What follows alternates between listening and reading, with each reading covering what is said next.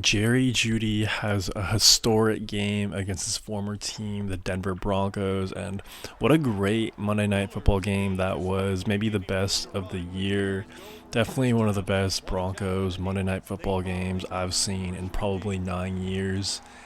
Shout out if you remember that classic 2015 Bengals Broncos, Brock Osweiler, AJ McCarron. I feel like that was really the last good Monday Night Football game with actual playoff implications on the line and an actual Bronco W on Monday Night Football. So if you remember that game, you're a real one. But back to this game, just a phenomenal, entertaining game. And, the very first play of the Browns offense, Jerry Jeudy goes for a huge catch and run. And right away, you just knew that the dude was going to dominate.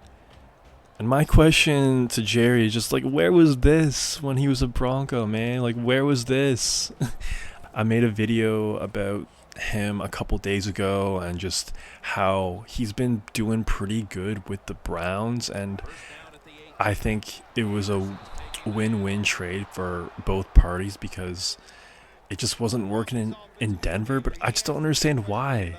Like, I know he was always a phenomenal route runner, but like, come on, bro. Like, I don't just really frustrating. I would love to have Jerry Jeudy back on the Broncos if he was playing like this with Cortland Sutton. He looked like a first round pick last night.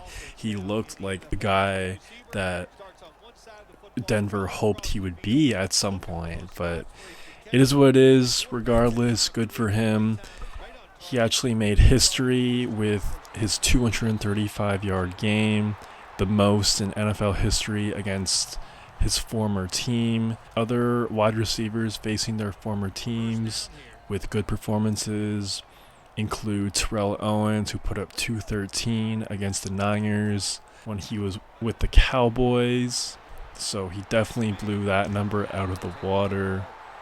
The dude just went completely off last night, but in the end, the Broncos got the W. Bo Nix had a pretty mixed bag of a game, but still, for a rookie, man, I'm telling you, this dude is going to be special. He reminds me of just like a better version of Justin Herbert.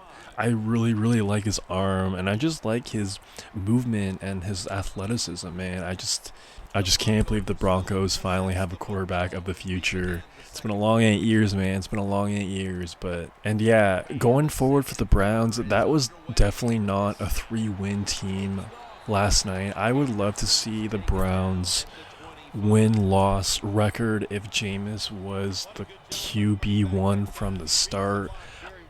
I don't think they would be, like a top 3 seed in the AFC right now, but I definitely feel like they would be kind of in a similar spot where the Broncos are right now, that kind of 7th, 6th seed, maybe just out of the playoffs. But it's just a different team with Jameis Winston, and you have pieces on that defense. It's a solid defense, man. It's a solid defense, and even offensively, of course, you have Nick Chubb, you have Jerome Ford, Njoku, and Jerry Jeudy is just bringing a different element to this offense.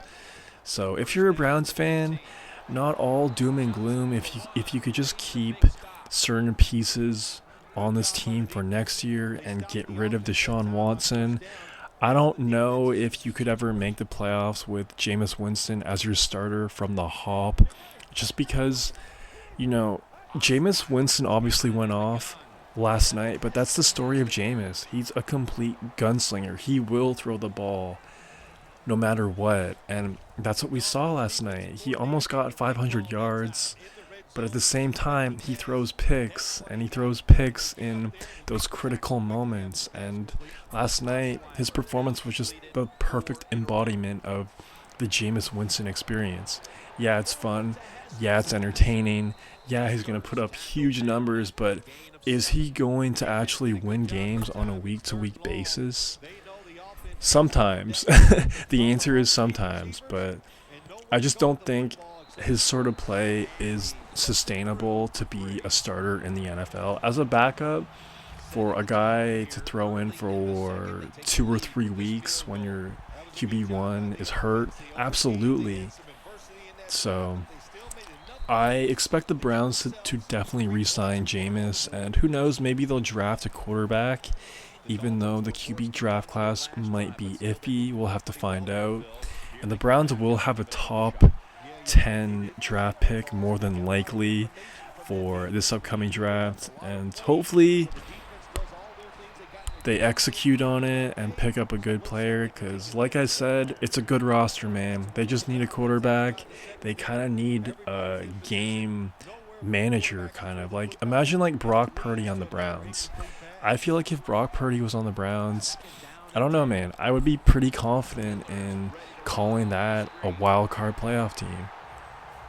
But that's just me. You let me know in the comments below if you think the Browns should re-sign Jameis Winston. What do you think about Jerry Jeudy's performance?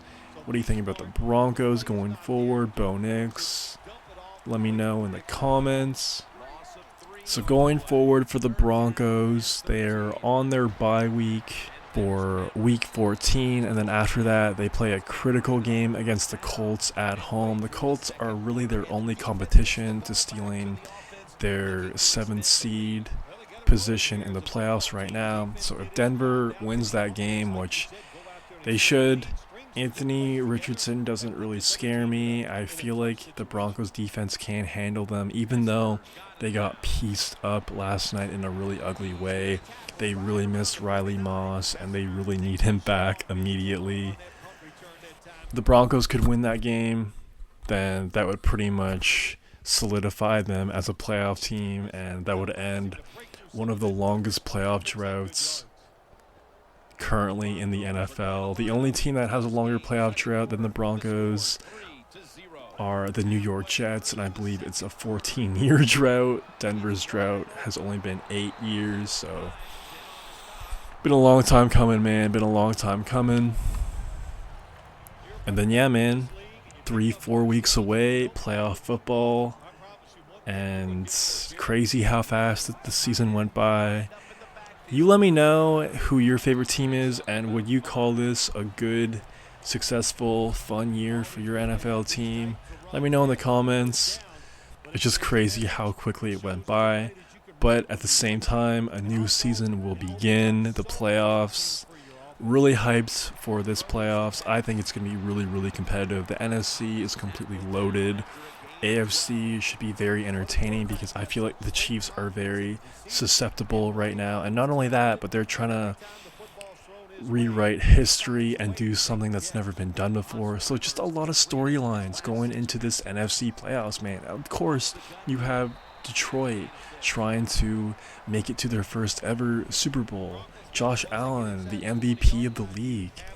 I just feel like this playoffs just has a lot of storylines, and I'm just really hyped for it. And I feel like it's just going to be very, very competitive, man. So you let me know if you're hyped for the playoffs. I'm sure if you're listening to this video, you definitely are. And yeah, man, if you made this far, please subscribe and help out your boy a ton. That's all I got for right now. Peace. You're going to have plays like this where they pick up very little yardage. Don't listen to the fans. Keep running it, and it'll work. Green's going to takes it across. It is a touchdown. Getting close to the half, and they're giving their opponents a lot to talk about in the locker room. Yeah, they are putting some kind of whipping on them here early in the game. I'll just say this for the defensive side that's losing. It's been terrible. So go in there at halftime, change what you're doing, and get back in this game. And no return as this goes for a touchback.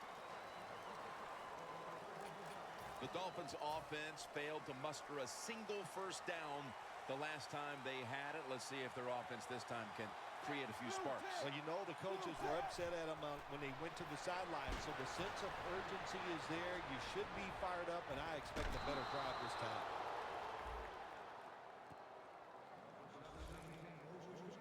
So far, wonderful execution in this drive. When you get a chance to get out of bounds, here the offensive player got the yardage, had a chance, gets out of the bounds, stops the clock. Good job by the offense. First and 10. Jordan Cameron with the catch. That's his third catch of the day.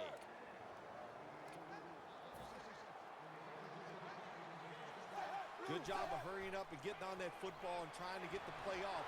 Don't use the timeout.